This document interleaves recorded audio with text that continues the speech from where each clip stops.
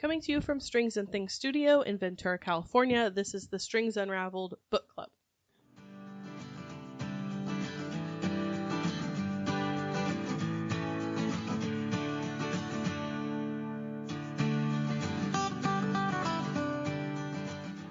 Hello, everybody. Howdy. How are you? Just hunky-dory. Yeah, everybody good? I'm going to make a little bit of a rattle because I forgot to get my yarn out of my bag. Okay. That's gonna- that's acceptable. Let me just do that The now. soundscape. I would ask you what you're working on, but it's not that podcast, so you got to save it for 2 weeks from now. Yeah. And it might be in a different category than you see it. Oh. But that's a discussion for another day. So today we are discussing the modern classic novel by Amy Tan, The Joy Luck Club. I picked this particular book because May is Asian American and Pacific Islander Heritage Month, so I wanted to pick a book that focused on like an Asian American family or heritage or story or something like that. And I had never read The Joy Luck Club, and I had also never seen the movie, so I have a somewhat longer synopsis just because I didn't want to give just the basic like back of the book cover. So it's a little bit longer, so bear with me if you haven't read it or if you need a little refresher.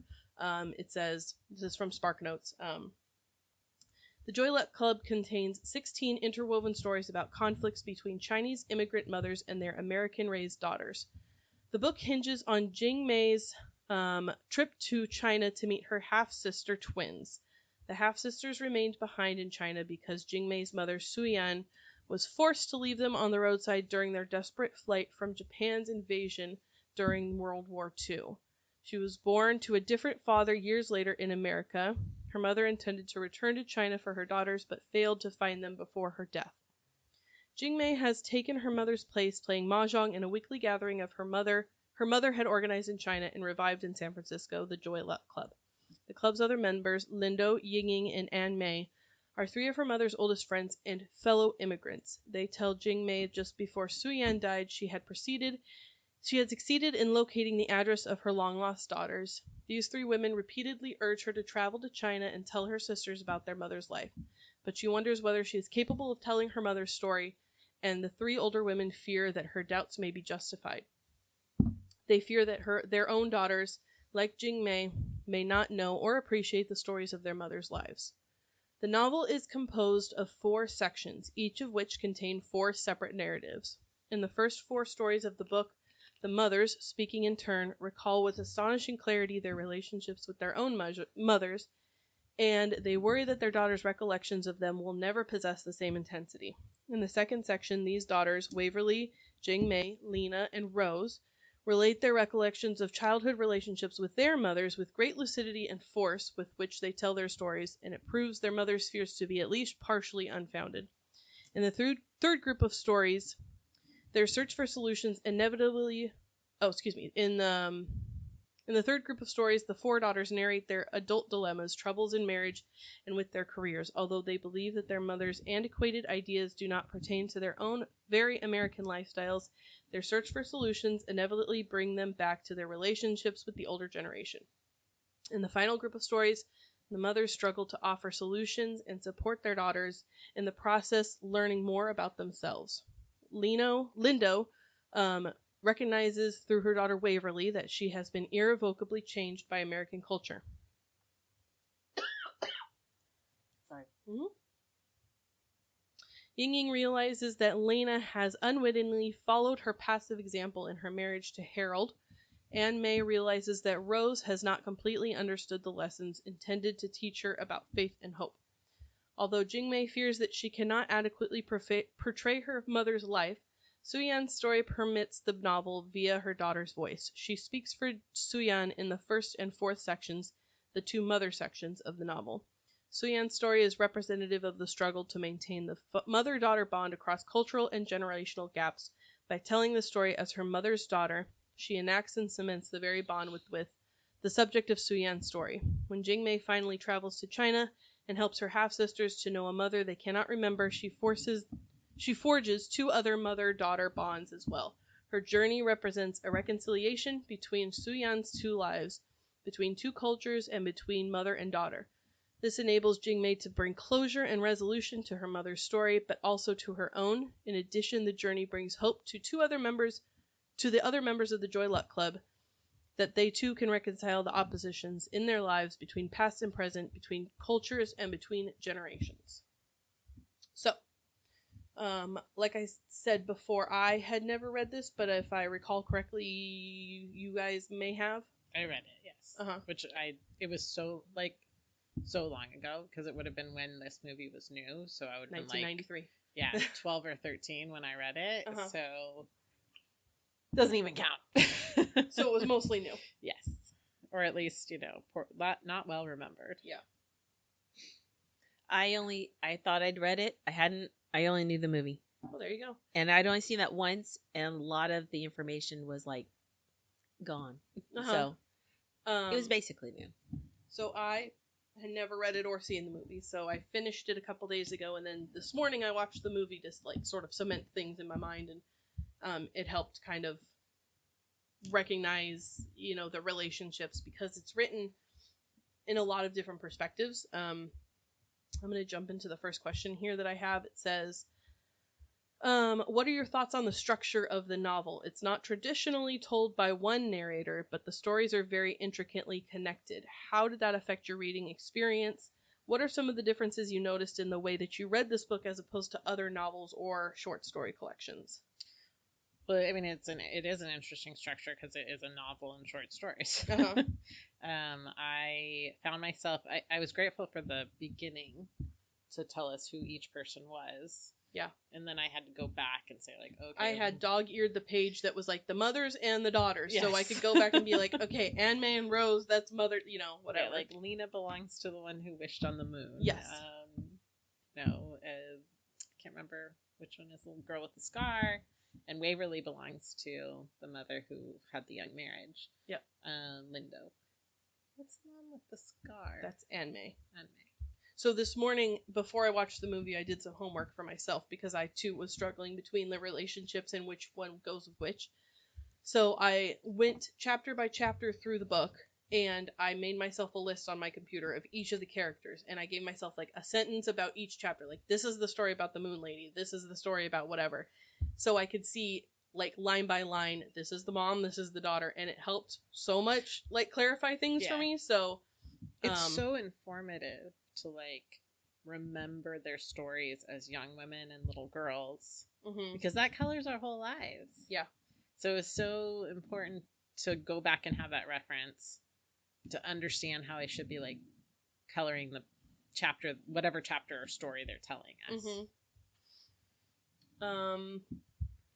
Yeah, it wasn't that it was difficult to read because I got through it really quickly, but it was a little difficult sometimes to keep track of which I had a trouble of okay, whose mom is what's her story, and because they all appear in each other's stories, you know. A lot of them, if it's the daughter's story, it's told from her perspective, but her mother's there.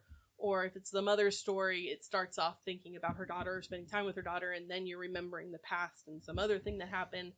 So it was effective in that you got to learn each of these characters, but at some point I had to keep going back and be what happened previously on Anne-May's life, or whichever one. I had to keep going back and reminding myself, but it's a little Russian novel-esque in that you have to keep a character chart, even though there's not that many characters.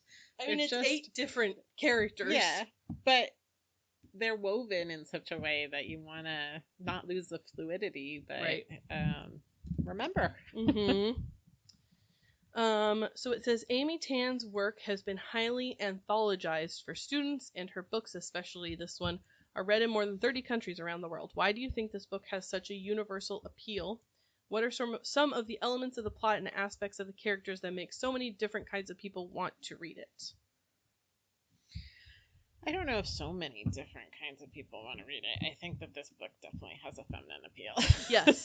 If you have a mother or a daughter or are a daughter, it's about mothers and daughters. And I, in fact, know that Kevin's teachers, he went to an all-boys school that had some mixed gender classes.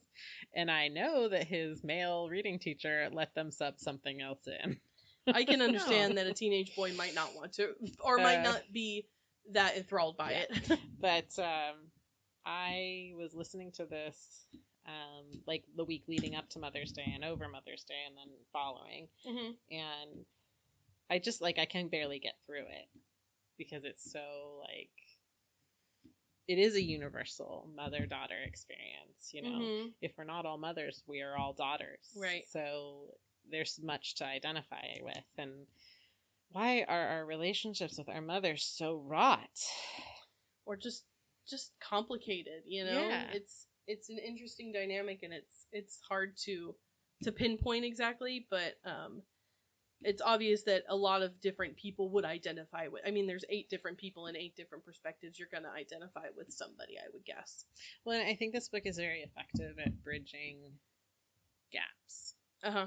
So, like, in the spirit of recognizing Asian Americans and Pacific Islanders, like, there's a lot I don't understand about the perspective of coming of age in America, but I can understand a difficult relationship with your mother. Right. And so it gives insight but it gives you a place to connect no matter what your experience is. Like, maybe you're a young Chinese woman reading this book in China, like, you don't know what it's like to grow up in America, but you know what it's like to have a Chinese mother. Right. This question says, although the women in the Joy Luck Club are Chinese or Chinese American and their heritage plays an important part in their stories, they also have experiences that all of us face. So kind of like what we were talking about. Regardless of culture, even today, they struggle with raising their children. They contend with unhappy marriages. They cope with difficult financial circumstances. They are disheartened by bad luck. Which of the 8 main characters do you identify with the most? Or maybe, like, whose story, like, sticks out most in your mind?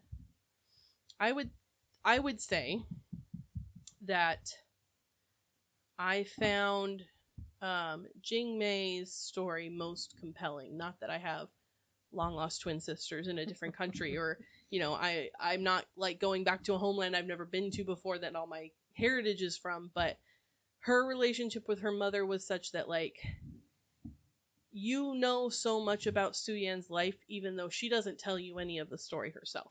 Mm-hmm. It's either told by her daughter or by her husband.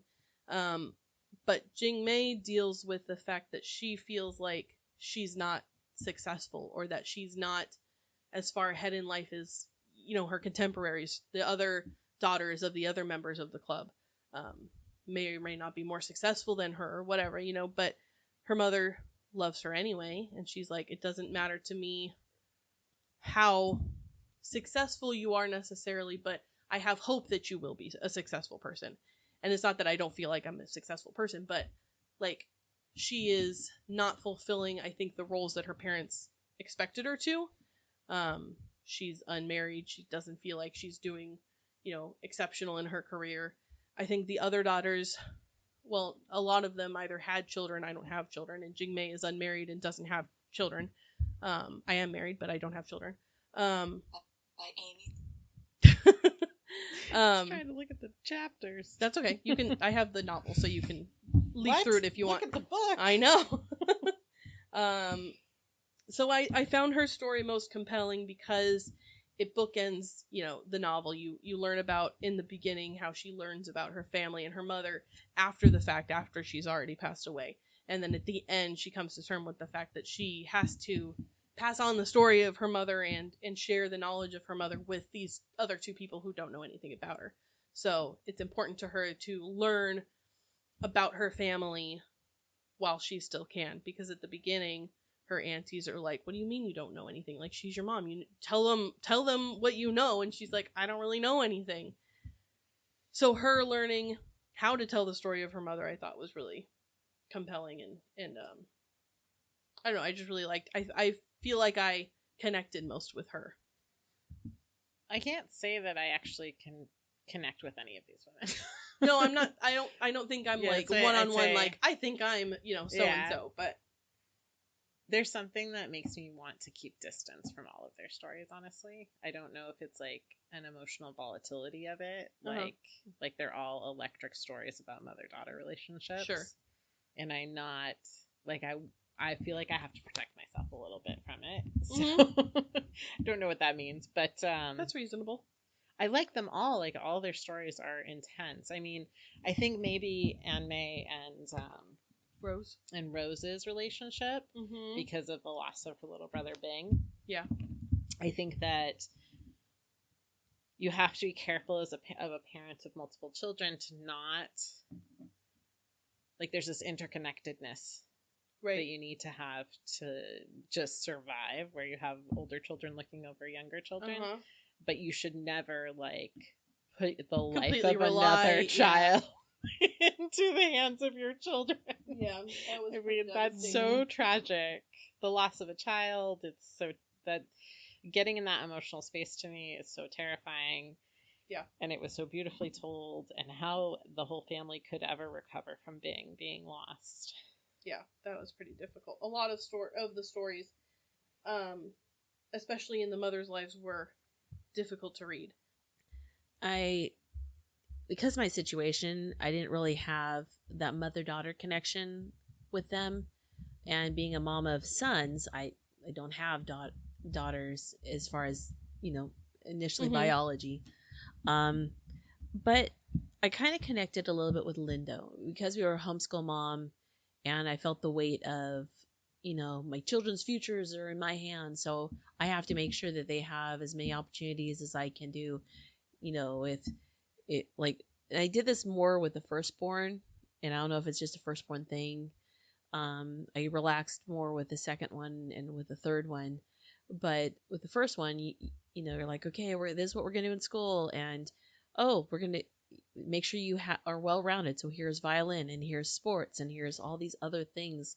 And so when she was trying to teach her daughter, I was looking at the character list off of Spark Notes, the invisible strength to her daughter by trying to give her skills. I felt like, but yet she undermined her daughter. Yeah. And I feel like I connect with both of those, because when you feel the weight of, as a parent, that your children's success is a reflection of how, especially as a homeschool mom, I'm their teacher. If they didn't have the skills or those opportunities, that's on me. But on the other hand, I think my oldest kind of got pushed into things that he didn't really want to do, that, we did not, after a certain point, continue with soccer, because that's just not where I wanted to be. We stopped the violin lessons, after 6 years, but yeah, but because you need to focus on school. But there's been Mother's Days where he has said, thank you for, you kids write notes for you, and they're like, thank you for kicking my butt. And I'm like, okay, at least I didn't ruin that. But, there is a lot of, you do feel like, I don't want to be this helicopter parent. They need to be able to fall, but at the same time, they kind of got to get outside and have the opportunity to fall. Sure. So it was a balance. Yeah. You're far less overbearing than Lindo. Their story was, oh, go ahead. Having a mother who was completely unattached to me, detached. It was a balance of, don't run everything, but my third child would probably say, you didn't do enough, because then I was much more hands off. Right. Don't ask. Just don't ask them. Yeah. Yeah, there's always something that your mom did wrong that your mom has no idea she did wrong. You know what? Honestly, it's a really hard job. Yeah, I can and being a homeschool parent, I was like, when people say, should I? I'm like, yeah, I can't answer that question. It's a very, very hard question. And if you're okay with 80% tears and 20%, feeling good, then, Yeah. Yeah, my childhood was far less structured. I was never pushed into doing anything except if I wanted to do it. Like, I wanted to play soccer because my friends played soccer, and I played 1 year, and I was like, I hate soccer. My parents were like, I don't care, fine. Like, if you don't want to play soccer, that's fine. They made me finish the year, but because they paid for it, but I didn't have to, keep going if I didn't want to. I didn't do extracurricular activities because I was a lazy high schooler, but now I'm like, well, why didn't you make me do anything? Like, why didn't I could have learned an instrument? And I tried to learn an instrument, but I could have I could have. I think every kid's like, I could have been a prodigy, Mom. Why didn't you make me whatever? Yeah, like I'm the opposite of Jingmei. Like I knew I could be great at anything I wanted to be. And my mom's like, Yeah. ballet, Anne? No. Piano? No. Because as a parent, whatever you're doing to help that child do that is adding a ton more work on your part. Yeah. Like when my middle son wanted to be part of debate, that means he was too young to have a license. So I had to drive into town 2 evenings a week so he could practice. And then when it was tournament season, and we only did this for 1 year, then we had to drive and pack up the whole family for a week to be down in Orange County for a week-long debate. It's like, okay. And try to juggle school with the other kids. I'm like, I'm really glad that you don't want to do this anymore. Because it's a ton of work. I've begged my children to do things, and so far, none of them want to do anything. So, But you didn't make them do anything. I'm making Mirabella do something right now, but I'm not ready to talk about it. We'll see if she likes it. Maybe I'll talk about it in the next podcast. She wanted to see if I would make her brother do it too. Oh, now I'm intrigued. You also you celebrate your child's successes, and I appreciate both of your perspectives because you're both mothers and I'm not. I only have the perspective of a daughter. But I didn't really read this to connect with. Like, I wasn't connecting with the mother. No, I mean their perspective is very different from their upbringing than our American perspective is. So something you do with your kids that I didn't do. You have a ton of fun with your kids. Oh, we try. I mean, you get them, you bring your creative arts and you teach them because I see them. You do that with your kids. Not so much. I was more about the school, the book learning part, but I really appreciate that when your kids they know how to sew with a sewing machine. Yeah. They can fix things, that they have a can-do attitude. At least they exhibit that when I'm around. Well, you both taught your children, Karin, you actually taught them school. Like, you were their teacher, so I can imagine by the end of the day you wouldn't have energy to do anything else. Like, no. I get it. Housework? I'm the fun parent. Yeah. Housework? I'm sorry, I can do school or I can do housework. And I didn't mind giving that up. No. My husband might have minded, but, that's all why about balance. That's right. Do everything. Yeah, but, like, you didn't... You celebrate your children's successes, but you don't parade them around town going like, look, this is my debate champion son. Aren't you, like, look at how wonderful he is. And maybe like a little tiny bit, but there are some people that early on in our teaching might not be friends with me anymore because I was kind of that way in the beginning. Because my kids made it look so easy. It can't be hard for your kids. Okay, don't ever do that. You will lose friends.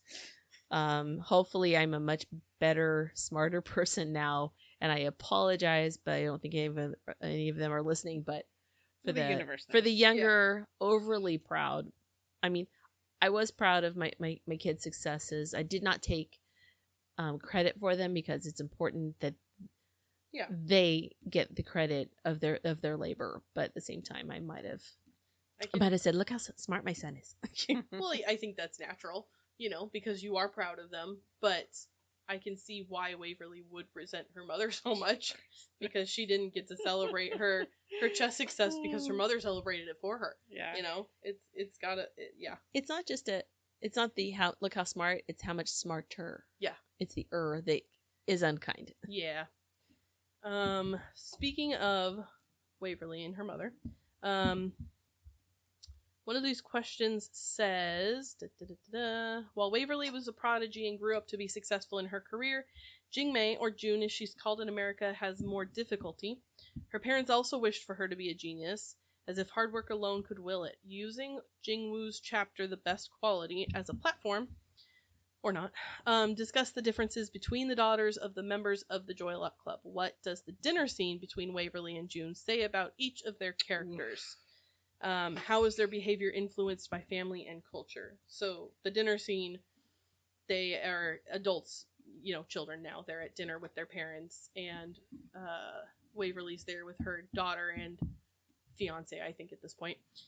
And she subtly, or not so subtly, passive-aggressively puts down June in various ways Oh gosh. and insinuates that she's not as successful as her. And then when June decides to stand up for herself, it does not go well because Waverly's way better Poor June. at standing up for herself than June is. Lawyer. So she kind of runs all over her.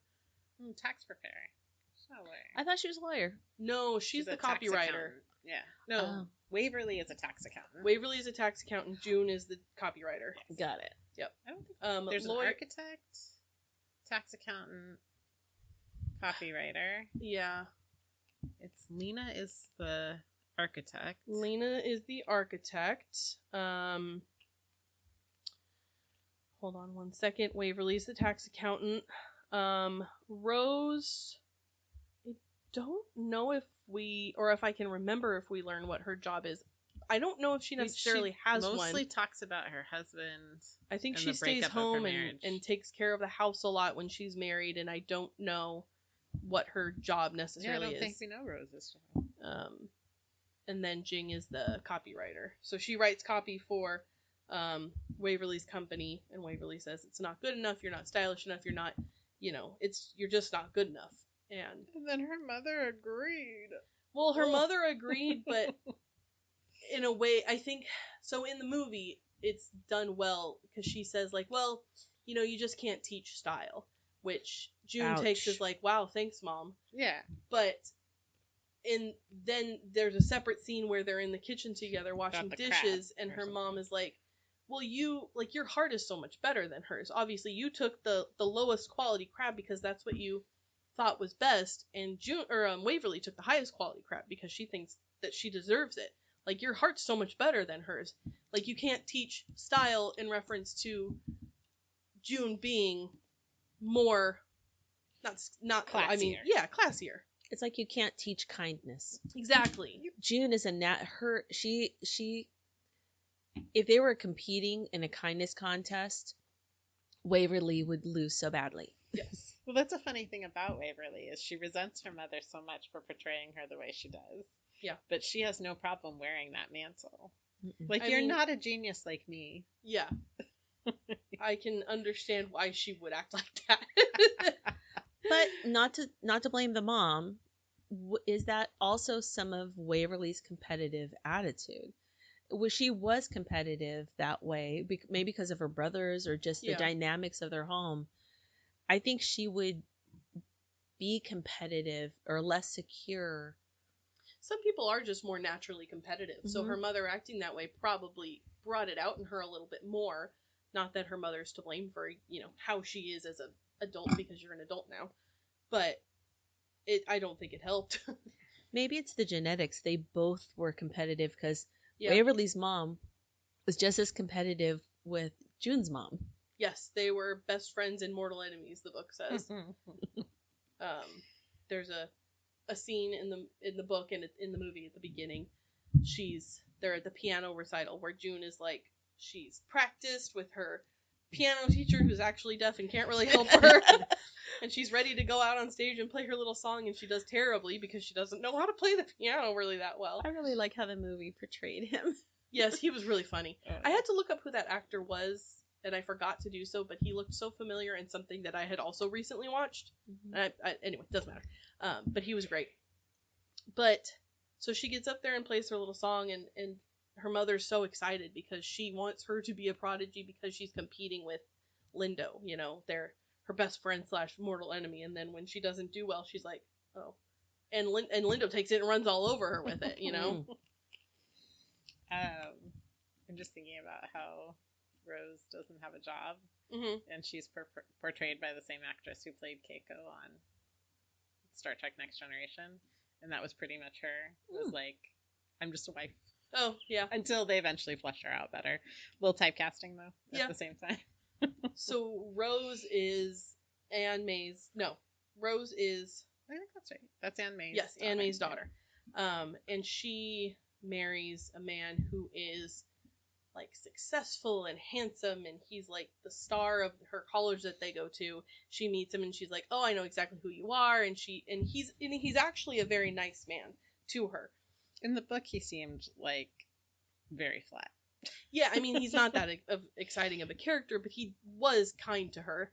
And she, I think it's the classic, like, you can't love somebody fully unless you love yourself. She doesn't have, she's without wood, her mother says, and wood is like your inner strength, your you know, she doesn't stand up for herself. So when she gets married to this, you know, rich successful man, she takes on the mantle of being the rich successful man's wife, and does everything for him.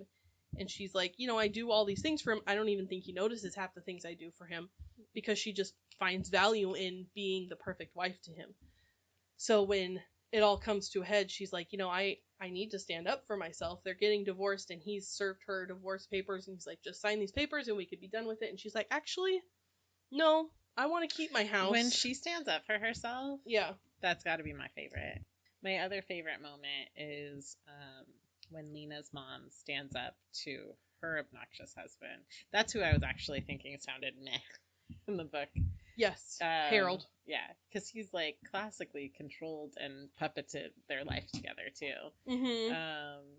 That when her mother's like, she doesn't like ice cream. Stop making her pay for the ice cream. Rose and Anne May, and then so that's Lena, and Ying Ying is her mother. So Lena knows that she thinks her mother even says that she can see things before it happens. Like, she knows what's going to happen. So she comes to her daughter's new house, and she's like, this house has, you know, it's like a bad omen. Like, the table in her room is rickety and things are going to fall off of it. If you put one more thing on top, no wonder everything's going to fall over. And she's struggling with her husband and their finances and all that, and her mother knows exactly what's going on. Oh yeah. And that's sort of like the point of the whole book, I think, is knowing each other. So how well the daughters know their mothers, and they learn more about them through stories that their mothers tell them, and how well the mothers know their daughters. And I think, surprisingly so, the daughters learn that their mothers actually know them pretty darn well, because they help pretty much each of them either come out of their shell, stand up for themselves, you know, see that they're in a relationship that isn't good for them. Like, it's the relationship between the mothers and daughters, that between each other, that, you know, helps them see their value. And that's a big part of the whole story, is like recognizing your value as a person, as a woman. Well, I think that's actually what what is so scary about mothers and daughters is that our daughters are what we wish for ourselves. And like, we keep wishing these fulfillments for them that we didn't have for ourselves, and that puts so much of your identity onto them. And then your daughter rejects that identity of you for their own version of life, which is right. And like the opening story of the swan and being left with just the feather, and how the mother telling that story like yearns to give the daughter the feather, so that the daughter could understand that what this feather meant. And we're just never going to understand our mother's swan feather. No. You can kind of get an idea of what they want for you based on how they, you know, how they choose to show that. Yeah. But there's always more. Well, and the daughters can never know their mothers the way we, the readers, know their mothers, no matter what effort or attempt. Just like, we're never going to know our mothers that way either. Yeah. It's easy to relate to the story, like we said, because it's something I think everybody who has a mother or has a daughter can relate to, that feeling of like either not being good enough or not feeling like you are good enough.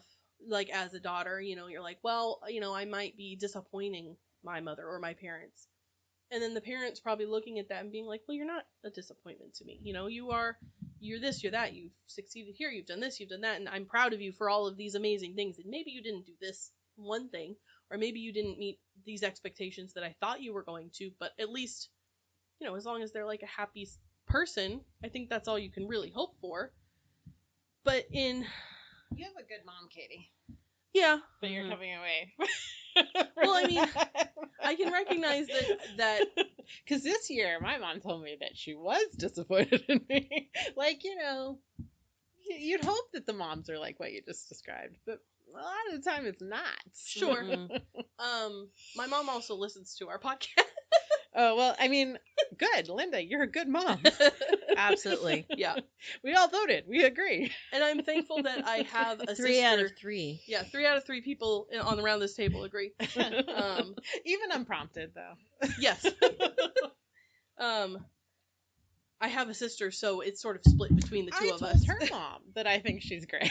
Because obviously your grandmother's awesome, because your mom's awesome, and you're awesome. Well, anyways, enough of the Kaity praise. Yeah, I didn't expect this. I was thinking about, though, that until the daughters have that conversation, they don't, until they get to a certain age or certain point, where the mothers do say, this is what I really feel about you, they never know what their mothers, it's not just that they don't know their mothers, they don't really understand what their mothers see, how they see them. So I just thought it was interesting. Yeah, it's I think a lot of times in many different, narratives, books, whatever, or even in real life, you're like, well, if you would just talk to each other, like, or if you just would say what you mean, but how hard is that to do? Danger, Will Robinson, danger. Exactly. And when does the opportunity naturally happen? Well, it doesn't. You have to force it to happen, and it's And awkward. usually it's after something traumatic. Yeah, or it becomes something traumatic. Yes. Yeah, it's a tale as old as time, right? True story. So this question says, discuss the topic of marriage as it's represented. Each woman faces difficult choices when it comes to marrying, either Lindo being forced into an early union with a man she loathes, Yinging St. Clair starting over with a American man after being abandoned by her first husband, or Rose, who's facing a divorce from a man whose family doesn't understand her. How are the daughters' romantic choices influenced, if by all, by their mothers? And who had fewer choices of their own? Ooh. I had a tough time keeping track of who's who's connected who's connected in the case of whose father was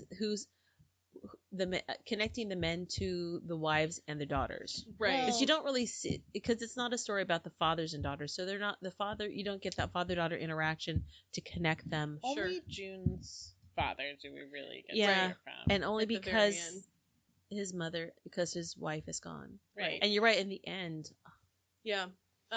So June's mother, Suyan, was married before in China, and then after the war, I think her first husband has died because she gets to where she's going and she doesn't find him, so that's how she comes to America.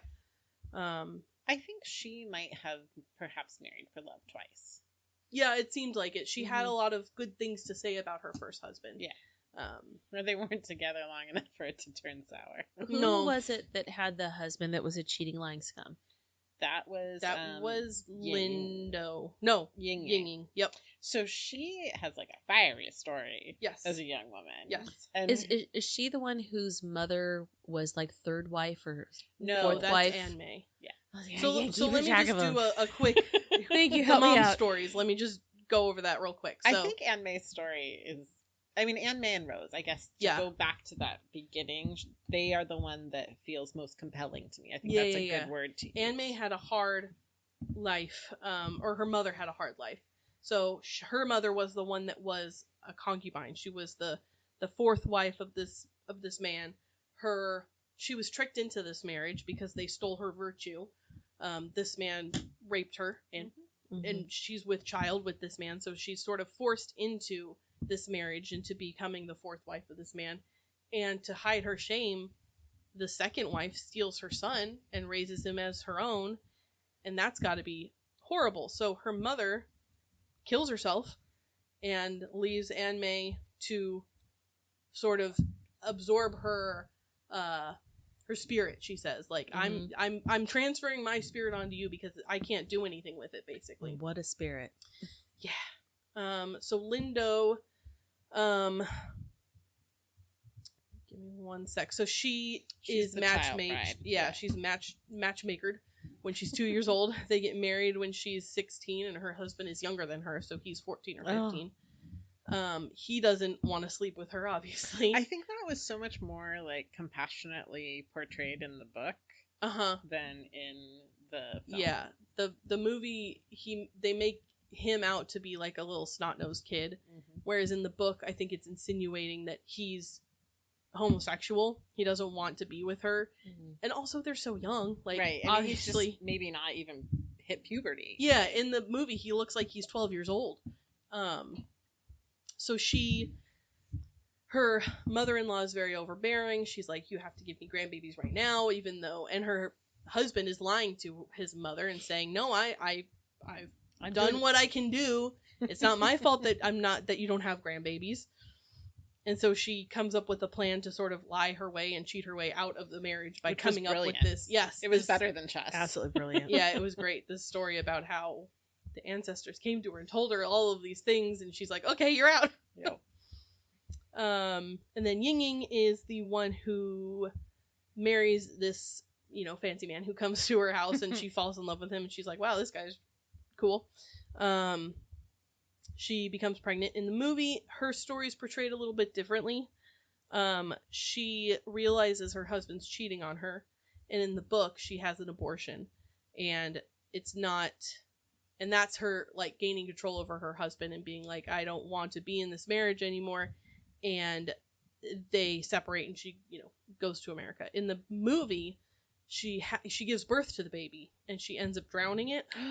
It's horrible. Oh, they're both awful. It's Those horrible. Are both awful. She has like a mental breakdown and drowns her child because she's like, this is the only thing, that he cares about. Exactly. He cares about he his loves son. his son. I will take his son away. Yeah, it was hard to watch. Mentally out, yeah. It was horrible. Wow. Yeah. But I feel like she, at least in the movie they portrayed, she wasn't mentally even there. She was just sort of... She was completely broken. She was completely broken and lost, and it wasn't until she That's a startled terrible and disservice to this character. Yeah. Because in the book, she is in possession of herself. And she is in the movie too later on. There's like a snippet of time where Rose, her daughter, is trying to take care of her mother, who's like depressed about this thing that she's done in her past, and she's like catatonic basically. She's not taking care of herself. She won't speak to her. She's just sitting in her room alone, just like wasting away. And then she comes to terms with the fact that like, I gotta be a stronger person, and basically like comes out of it.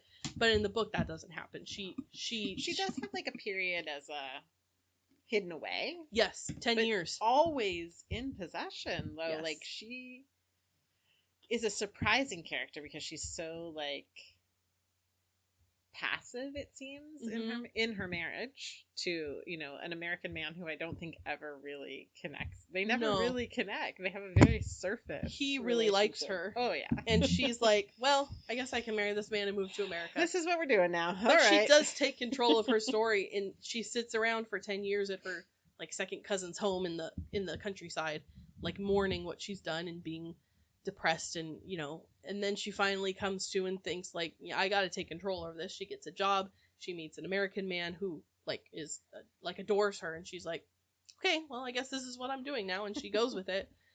I think that is all of the mother's stories, basically. So in talking about marriage, some of them had absolutely no control over their circumstances and then regained control of their lives. Some of them had horrible pasts and, had to come to terms with the fact of what they've done. And then there's the whole story about which we haven't really touched on Su Yan's story of leaving China when Japan is attacking and leaving her two daughters behind. I can't even. But that's the centerpiece of the book. She is walking to wherever her husband is, which is very far away. She has dysentery. She's basically thinks she's dying. She can't go any farther. She's carrying her two daughters, and she just can't go any farther. She leaves them on the side of the road, hoping that somebody will find them and take care of them. Yep. I also saw the part that if she was on the side of the road if she dies next to her children, Mhm. they will not touch then her she'll be dooming her children to die Yeah. because they'll be cursed because no one wants the spirit of the dead mother with the Right. children. So when she crawled off to basically die and left them alone, she felt she was giving them a chance or a mercy, Mhm. so that she no one would reject them because of her, and Right. which is so self-sacrificing. I know they don't portray it that way at first. They Mhm. portray like, how could you abandon? It's like, if I didn't, they would die. Yeah. I think like at the end of the book when we're hearing like how she left them, we don't know that. Like we just know Right. like in the initial telling of arriving with nothing, it sounds like it's just chattel that's been left along the roadside and things, and the babies are part of those things that were lost along the way. I think it's even insinuated that she killed them at some point. She's, you know, her babies are dead, and she shows up alone, you know, because she couldn't care for them. Yep. But it's so heartbreaking, especially because at the end, it's her husband that's telling the story to her daughter. It's like, well, no, actually, your mom's story is a lot more complicated than you think it is. Yep. And her mother couldn't tell her that story herself. His telling of that story is how I believe she had a second love marriage. Yeah, they seemed very genuinely in love with each other. He had, it was... That he could treat that story of hers with such tenderness. Yeah. She leaves them with all of the gold and, you know, anything valuable that she owns in a note that says, you know, if you find them, this is where I am, or this is where my husband is, and, you know, she doesn't ever see them again. She wakes up and she's in a, you know, in like a cart. They're taking her to the hospital so that she can, you know, I'm not dead yet. Not die, and she's freaking out because she wakes up being so far away. She doesn't know where her daughters are now. It's almost like she sacrificed for nothing. Yeah, it's like she'd rather be dead than know that she's alive and her babies could be alive too. And she doesn't know that they are, and she searches her whole life to try and find them, only to find them at the very end of her life, which her daughter doesn't know about until her friends tell her. And then that's the bookend of the book, is she has to go to China to meet her sisters and tell them her mother's story, basically. But that's a lot to unpack too, because she was learning her mother's story. I mean, it's like, okay, now there's these siblings, these sisters, older sisters she didn't know she had. That she didn't find. She couldn't talk to her mother. She knew she had them. She knew not till after her mother died. She knew of them, but I don't think she knew that her mother had children. Like at a young age, her mother told her this story, but she doesn't know they're alive. Right. That's it. Yeah. Because she used it as ammo when she was mad at her. Yes, mother. she's like, I wish I was dead like your other two daughters. Oh. June. Yeah. Oh. Yeah, but you're right. You're right. She did not know that they were alive. I lost track of where I was going. That's okay. Oh, sorry. We can move on. Well, it's a lot to unpack, is what you're saying. It's a lot to whatever direction you're taking. It's a lot to unpack. Also, she didn't know that they did not know that her mother was dead, because they're like, oh, by the way, you got to tell them about your mother and that she's dead, because they're expecting your mother to be there. And this was her journey, actually, in being able to. She wouldn't know what to say because she didn't know her mother the way she thought. Yeah. How does she introduce them to a mother that she's just now learning about and couldn't appreciate until after she was gone, which I think is the way of a lot of people's relationships. But yeah, I think it's Lindo is the one who tells her, like, well, no, actually, they don't know your mom's dead. You got to go tell them that when you show up in China. And she's like, excuse me? Like, can you please write them and tell them? And she's like, no, sorry, go to China. And so she goes and she shows up and she's like, hey, I'm your sister. Also, mom's dead. And they're sad for a second before they realize, like, her spirit lives on in her daughter. Yeah. And they are going to know them. They're going to know her mother through June. And that's her duty, you know. Learning what their names meant. Yes. Like, as a way to, like, bring it all together. I mean, that there's two ways to say her mother's name, and one is, like, a great regret, and the other is a long-held wish. Yeah. And that their mother's long-held wish for her three daughters to be together. Mm-hmm. Oh, here it is. What does Jingmei mean Your name is also special.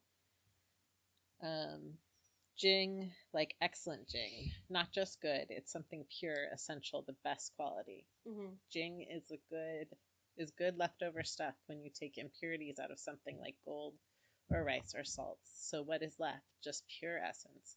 And May, this is common May, as in May, younger sister. Mm-hmm.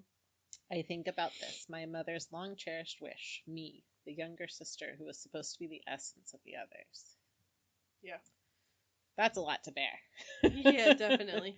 And the girls are Chunyu and Chunhua, spring rain and spring flower. Yeah. Yeah, it's probably a bit of a load off her mind that she doesn't have to hold all that herself because her sisters are alive. You know, that she's not just the best quality of whatever's left from them. She's the best quality of whatever's left from her mother.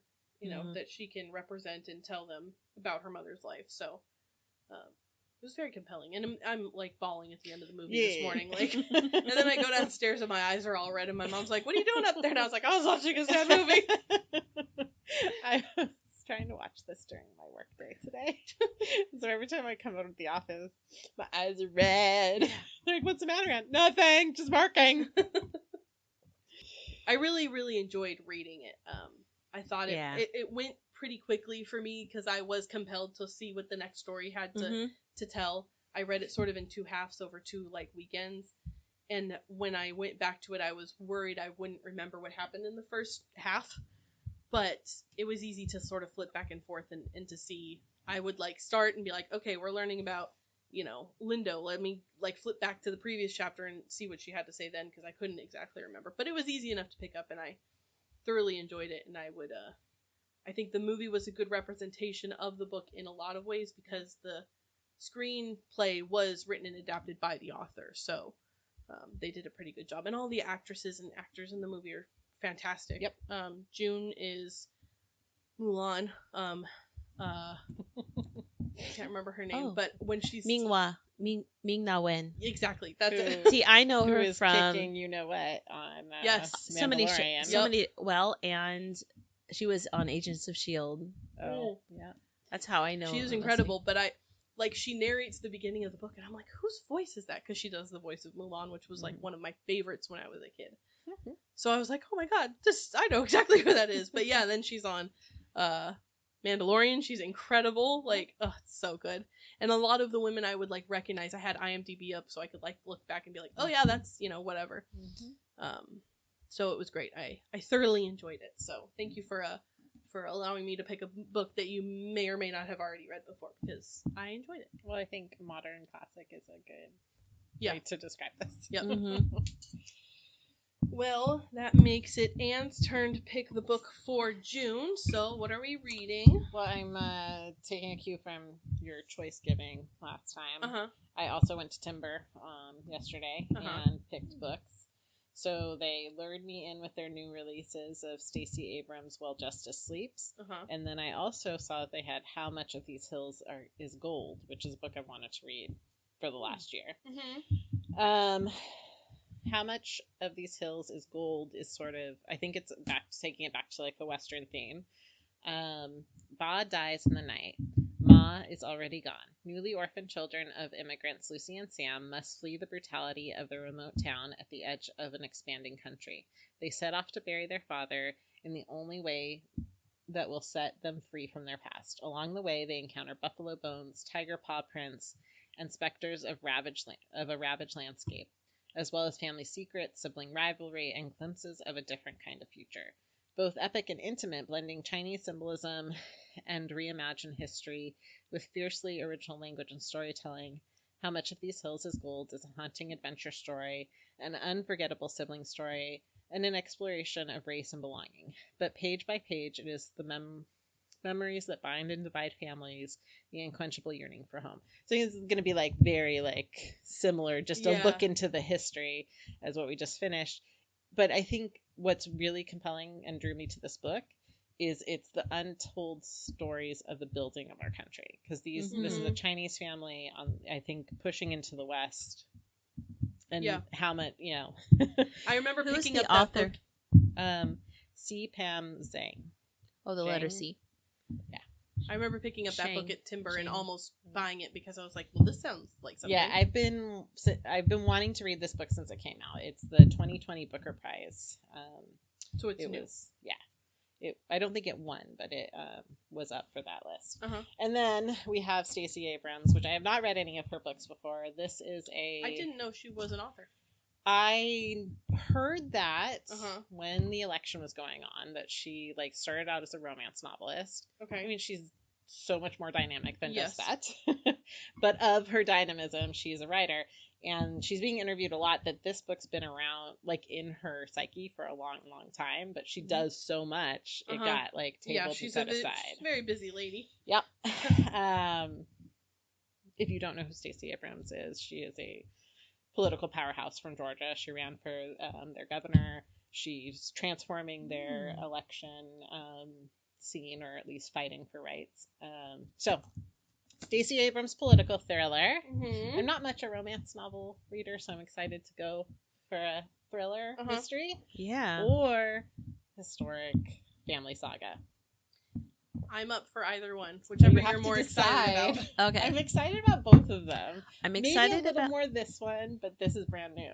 This one being the Pills and Gold, and the other one being the political thriller. While Justice Sleeps. Yes. I'm excited for both, but I am excited to read something from someone who is in the moment, who is a powerhouse in the moment today, too.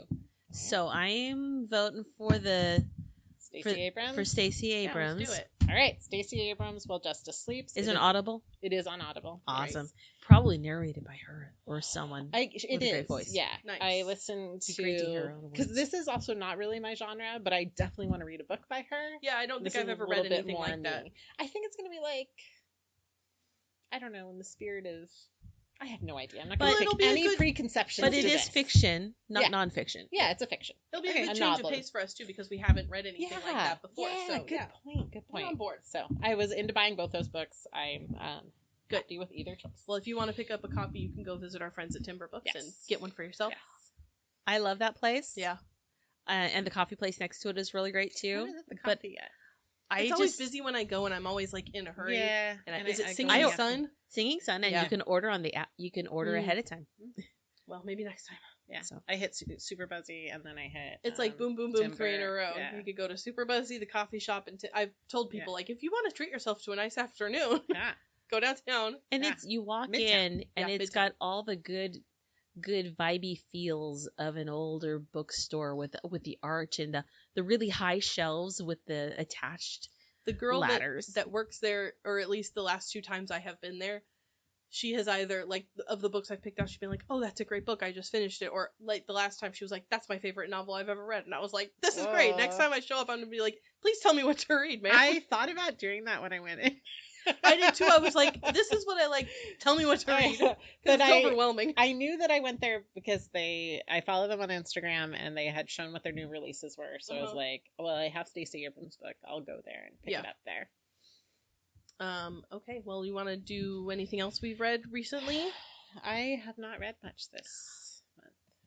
I started this book series. There's 6 in the series, and I started it a week ago, and I'm halfway through book 5. Oh my goodness. But they're I was short. like, Karin They're definitely shorter. has something. They're shorter stories about the Murderbot Diaries. Okay. He's got some human parts, but he's a murder body security for hire, but he kind of gets sick of killing, and he sort of hacks his system, and really all he wants to watch is soap operas all day. Oh boy. But he ends up having to protect these stupid humans.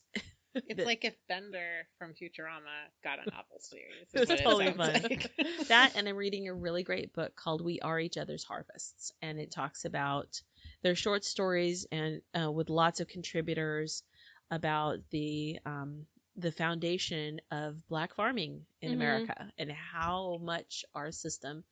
And it was really cool because I picked it up from Timber Books. I was really excited, and I made a little post about it. And one of the contributors liked my thing, and so now I follow her stuff, and Nice. she's got the contributors have got these great stories that you can continue to learn about. Uh-huh. That's cool. I have not really read a whole lot since I just have been working on this book.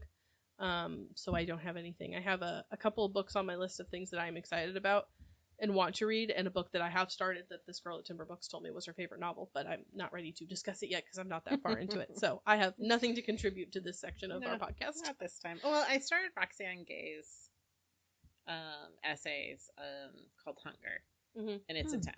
It's very good, as I suspected, because I've heard her interviewed, and she's wonderful to listen to. But it's raw. Yeah. But it's very good. I just what kind of book is it? It's like personal essays, like a memoir of telling what it is to live in her body. Wow. And it's really good. Okay. But it's like I have to like take little bites because it's intense. Take breaks. Yeah. It's really good though. Like, God bless her for being so exposed in this storytelling. Well, we will see you next month for While Justice Sleeps by Stacey Abrams. So pick up a copy and read it. And also, I should say this more often. If you have a recommendation of a book that you really like, maybe we haven't discussed, and you would like to hear us talk about it, like, let us know. Yeah. We're always looking for recommendations, even if it's not something we discuss on the podcast. You know, personal recommendations. We just like reading books. Yeah, we all like reading, Oh, yeah. so that would be awesome. And we'll see you in a couple weeks for our regular, podcast where we can figure out what Karen's working on, because it looks very exciting, but she's not allowed to talk about it right now, and everybody else too. But I think that's it. So we'll see you guys later. Bye. Bye. Bye.